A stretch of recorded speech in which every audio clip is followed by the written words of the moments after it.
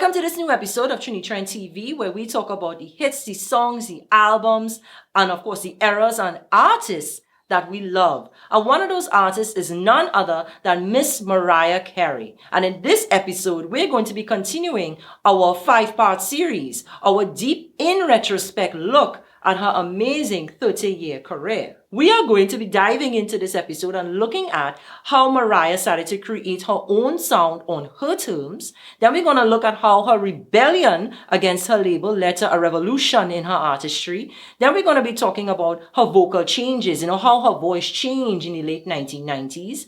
Then we're going to talk about basically her notorious breakdown, go into all the things that led to it and what happened after. And then, of course, we're going to end with some of my favorite records from that late 1990s era by talking about awesome songs. So in our previous episode, we spoke about what happened with Mariah in 1996. When she went to the Grammy Awards, she was nominated for 6 trophies and won none. And how this created a shift, in my opinion, in Mariah's look at the music industry, her label, and even her own marriage with Tommy Mottola. You see, she was dealing with a lot of pressure to conform and do what people expected of her. And after trying to, check all the boxes, take some experimentation and try new things, but at the same time still please everybody else, Mariah was once again being rejected. So what Mariah did as we transitioned into 1997, Mariah began to really dig her heels in and say, you know what? It's time for me to start creating for me. And by doing that, what she started to do was create music on her terms. She tried to tell her own story. And what she did was start to rebel against everything and everyone who tried to control her. She no longer wanted to be put or painted into the boxes that people thought that she should fit into. And that meant that in many ways, she started to even turn against her audiences. She didn't want to be just painted as this adult contemporary artist. She didn't want to just be MOR, middle of the road between pop and R&B, living in the gray area, which is part of her experience as a biracial person. Instead, Mariah wanted to say, no, I want to make this type of art and I want to make it this way. And she started to really define herself in the way that she saw herself as opposed to how other people saw her. And what we saw as part of Mariah starting to tell her story on her terms was putting her emotions and putting her story, her actual life story into her music. I mean, this was a trend that really started at the very end of Daydream. She had a song called Looking In, and we spoke about that in the previous video. Mariah started to put her personality into the music. And her music in many ways became therapy for her. And we actually see this trend continuing all the way up to now. I mean, if you go all the way up to the Caution album of 2018, Stream Caution, you actually get to hear Mariah tell you, this is what I'm going through, like a song called Portrait on Caution. You hear Mariah telling you, this is where I am right now as a woman, as a person, and as an artist. And then we could even look at her music videos. I mean, like the Honey music video. That was so telling because in many ways that was telling the story. Oh, cool, again, bright already, the sun coming up. She was telling her story of what was going on in her marriage. I mean, in a very thinly veiled way, if you really think about it. She's talking about breaking free from this controlling person, trying to get out of this very big mansion. And they're running and breaking free, jumping into the pool and coming out and blossoming into this diva, into her true self where she's empowered and strong. And you see Mariah's rebellion against Sony Music and against Tommy and against the music industry in many ways, it really led to a revolution of her artistry. You see, when I look at Daydream, I see Mariah taking baby steps. It really started with Music Box, as we said in the previous video. But with Daydream, she was really taking, slightly bigger steps into the field of R&B. And she actually started to experiment with hip hop and samples and, really take herself away from the MOR lane and that adult contemporary pop diva-ish kind of lane of the early 1990s. But by the time we got to Butterfly, she took a full dive into hip-hop and soul. She took a full dive, just like she jumped off the balcony into the water. Mariah took a full dive into a whole new lane that she was carving out for herself. I mean, if you really look at these singles off of Daydream and then off of Butterfly, it really tells you the story. I mean, when you look at Fantasy with ODB, that was the first time, that remix was the first time she ever worked with a rapper. It was the first time she ever really put her foot squarely into hip hop. And many people wondered if she was just capitalizing on that genre and just passing through. But by the time we got around to Honey, where she was working with Deluxe, working with Mace, and of course the Brat on one of the remixes, we saw that Mariah was here to stay. Mariah, the hip-hop soul artist, she was real. She wasn't just passing through. She was setting up residency in this lane. And part of what Mariah wanted, what she really wanted, was to be respected as an artist. To be respected as, ignore the car passing, to be respected as an R&B artist, to be respected as a person in hip-hop and soul. Who can alarm is that going off this early in the morning? Like somebody getting robbed or, things getting rough. This 2020, anything can happen. But anyway, we looked at Mariah really working to get respect as an artist, especially as a black artist. She identifies as biracial, but she's of the black experience. And she felt that in many ways, she never really got it. And Corey Rooney, who worked with Mariah, he was the A&R on the Fantasy remix. He worked with Mariah during, 1995 into 96. Actually, he started working with her slightly bit before that. And in that time, he told a very interesting story to Billboard magazine. He actually shared the story in 2016. And he was saying what Mariah had shared with him, what she really wanted. Let me read my little quote now on my cue card. He said, "One night, we went to dinner. Me, Tommy, and Mariah. On our way back, we were riding in the limo, and in every club, every car was bumping Fantasy. Mariah put her sunglasses on, and tears came down her cheeks because she couldn't believe her record was getting played all through the hood. That was the beginning of her not wanting to turn back to pop." He actually went further and added this. "She once told me that though she was grateful for her success, she would trade in all of her record sales to get the respect that Mary J. Blige got. She said, Mary doesn't have to sell 28 million records to get respected. People respect Mary, and I just want to be respected like her."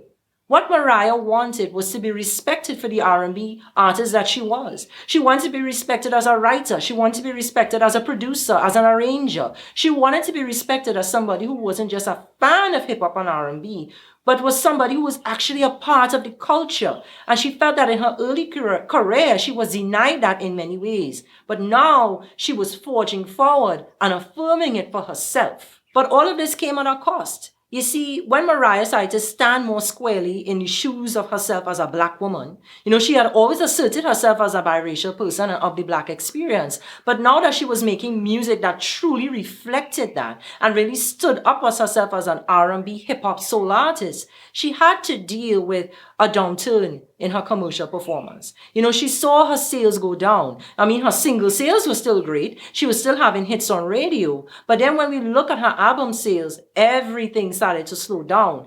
Butterfly sold nothing compared to what Daydream did. It sold well, but it wasn't a blockbuster on the level of Daydream. And of course, Rainbow, which came after Butterfly, sold even less than that. And it was partly because she was lacking label support, but a big part of it was because now that she was asserting herself as a black woman, even not just in her conversations, but in her music, and people could no longer deny it, it meant that people had to confront the idea of this is a black singer, a black artist, and what do I really want from this? Do I really want to participate in this type of art? And there's an inherent racism that exists in the American psyche and in many parts of the world that have been touched by colonialism, where we don't even fully always understand how to accept and understand black artistry. I spoke about this to an extent when we did Beyonce's Lemonade review, when I revisited that album recently. And I spoke about the fact that as soon as Beyonce started to really assert herself as a black woman in her music and share her experience, she saw how her sales suddenly dropped significantly. And Mariah was experiencing that same thing from Butterfly onward. Now that she was saying, I'm an R&B artist and I'm making hip hop and R&B for me, and this is the type of music that I want to make, people had to really look at it differently. In many ways in American media and in many ways pop music around the world, a lot of what we call pop is really black music that has come from black people. Hip hop and R&B and gospel, country music, rock and roll, jazz music. A lot of it came from black Black people, especially African American people.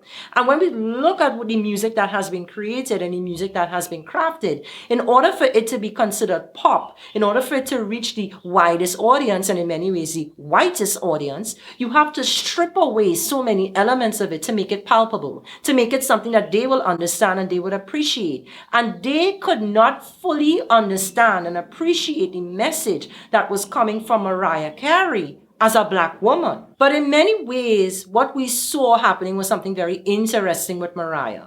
You see, as much as she saw a downturn in her sales as she started to assert herself as a Black woman, there were some people who could not understand or internalize that, because in their eyes, Mariah Carey wasn't truly Black. And she's had to defend her identity from both sides. She had to defend herself from white people who saw her as, why is she one of us, one of our white artists, or acceptably white artists, white adjacent or white parallel artists? Why is she now degrading herself by working with these rappers? Then she also had to deal with Black people who said that she was a white person who was trying to capitalize on their music, or she was somebody who could pass, who was now trying to just play on what was trending in our music and trying to take that away from us. But regardless of all of this, Mariah really had a huge cultural impact in that second half of the 1990s. She already had some momentum gain in the early 90s, and she really had an impact with Daydream. But you see what she did with Butterfly and Rainbow? Mariah helped to change a lot of the landscape of popular music. That revolution of her own artistry led to a revolution of music in general. But at the same time, when we look at the late 1990s, we saw Mariah not just revolutionizing her sound as far as a writer and the way that she was working with different artists, but she also started to really continue to work on her singing style. I've always said this, every Mariah album you hear a change, not just in the quality of her voice, but in the way she approaches the music. Every album, from her start to Caution, she has always evolved. She has always experimented. And that true, serious, kickstart of it was around Daydream. And I spoke about that in the previous video. But by the time we got to Butterfly, Mariah took it into high gear. She really blew through every single wall that people built around her when they said, this is how you should sound and how you should sing. Mariah changed her approach to singing. She put more air in the songs. She was heavily influenced by a background singer from the 1980s who she worked with. Her name is Cindy Mizell. And she spoke about this in that interview with Craig Seymour for the Washington Post in 1999. But she really put more air into her music. She pulled back on being so showy. It wasn't about all the high notes and all the big belts and the vibrato. And, I'm going to hold this note for 15 seconds and I'm going to belt this out and it was less about that and more about the feeling. And because she was singing songs that were more sensual and she was expressing her sexuality for the first time, she really put that air and that agility and that fluidity of her voice to work. But the stress of what was going on in the late 1990s, I honestly think that had an impact on her voice. The work of having to push her music on her own very much in, having very little support and having to really call in the radio stations and do all those interviews and work 10 times harder than she had ever worked before. The stress of dealing with the breakup in her marriage, the stress of what was going on at the label, the stress of trying to defend her identity as an artist, the stress of just trying to break free of everything that was coming down on her. I think it had an impact on her voice. And we saw Mariah's voice it started to get rougher. It wasn't as clean and as bright and as colorful and not as fluid as it was in her earlier career. Everything from Butterfly onward, we started to hear more rasp. We started to notice that she had to work much harder to get certain notes out. Things weren't as fluid now. I loved her voice in the end of the 90s, but it got some criticism. And then came her deal with Virgin, with EMI. When she got signed to Virgin for that $100 million record deal, Mariah got this shiny new record contract. And it seemed as though for the first time she was going to be in control because they gave her full creative freedom. She was in charge of her career. But that was a curse.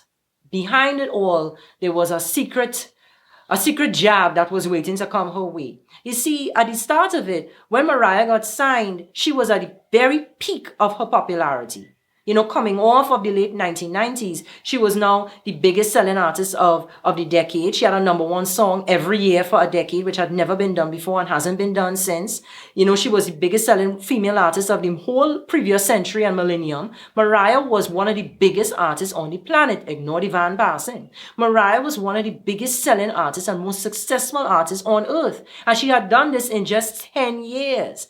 And what that led to when she signed this $100 million deal was an expectation to continue to perform at that level. And she was receiving a lot of scrutiny. The press was lining up, and the conversation, before she even started to put out music, the conversation was already starting where people were looking and hoping that she would fall. And this is a trend that we see in American media where, people are built up and then quickly torn down. And this was the start of the degradation of Mariah Carey. And Mariah was very much aware of this. She was working hard. She was working intensely. She was working on the Glitter movie, which was originally entitled All That Glitters. She was working hard on this new movie. Then she got into the music and the soundtrack that was supporting the movie. Then she was also working on, getting the script together because the movie had fallen into what's called developmental hell, where everything just went on a stall. So she was trying to pull everything back together. Then she was also trying to put together Wise Girls, which came out the year after. That's another movie. And then at the same time, she was thwarting Tommy Mottola and his alleged sabotage of her career. Now, all of these different factors led to what eventually became Mariah's breakdown in July of 2001.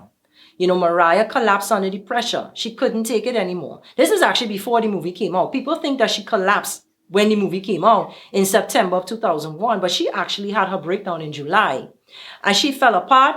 She lost the deal with Virgin. They paid her money to leave, but she lost her deal with Virgin. And Mariah just couldn't do it anymore. She said that in this time, in 2018, when she revealed her bipolar disorder, her bipolar 2 disorder, she said that was when she was diagnosed. And I'm not saying that it was the stress that caused her mental health issue, but I think it brought it to the surface and it forced her to see it for what it was. Now, Mariah actually spoke, there's a van outside my house. Now, Mariah actually spoke about the breakdown in an interview with Interview Magazine in 2007. And she actually painted it in a very positive way. She said, we need positivity in 2020.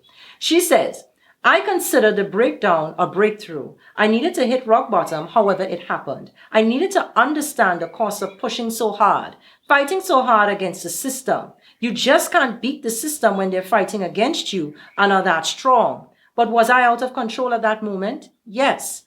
I believe that it happened for a reason. Mariah found the positivity. She's always looking for the positivity in things. She found the positivity in what had happened. And that actually allowed her to press reset on her life, something that we'll get into in the next video. So now it's time for us to talk about some of my favorite records from this era of Mariah's career. From Butterfly to Glitter. What are some of my favorite songs? Awesome songs. I'll start you off with, let me get my little cue card now because I forget I'll tell all the over 30. I will start you all off with The Roof.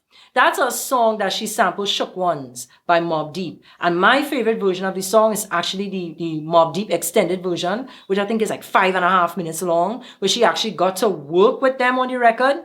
That is one of my all-time favorite Mariah Carey records because she's telling you a story of her life. I love the sample. I love the way she sings it. And I just love it completely because it's 90s, but it's still forward thinking. And of course, the music video is everything I love. It has elements of New York, the rain, the storytelling, the party, the passion. I love that record. Another song that I would highly suggest you check out is The Outside. Well, some people just say Outside because that's the actual title, but for some reason, I always call it The Outside.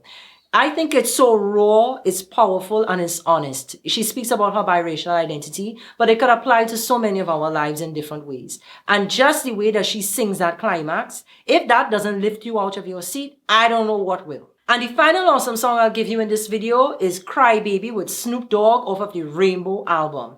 I love this record. To me, it's like a coming together of hip hop, of jazz, of R&B and soul. And it's just really Mariah just riffing and ad-libbing, giving you these really slick harmonies. And she got Snoop to kind of do a little bit of singing on it. Just hearing them together on this track, it just gives you the best of the end of the 90s. I know, and if you look at the video, it even had that early 2000s, late 90s apartment, where everybody was in an apartment with neon lights.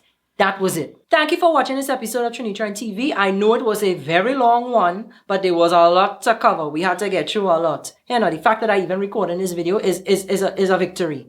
So make sure you check out the comment section and leave your comments. You know, tell me what were your favorite songs from this era. What do you remember of the late 90s Mariah? What are your favorite moments of Mariah in this time? Leave a comment, join the conversation, and I'll catch you in the next video.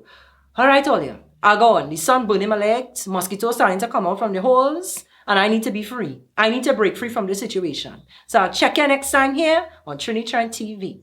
Later.